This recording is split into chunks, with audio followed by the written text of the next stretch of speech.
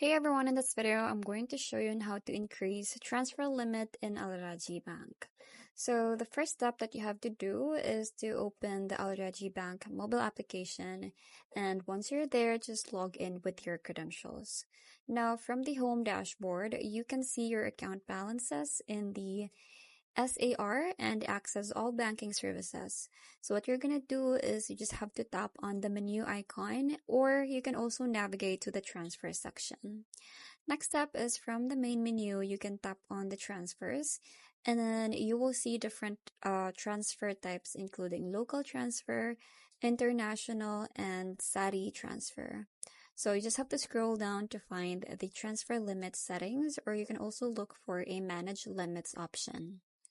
Now, from there, just navigate to the transfer limits and under your account settings or within the transfer section. So you will see your current daily and monthly transfer limits displayed in SAR. And then you just have to tap on the increase limit or modify limits to proceed.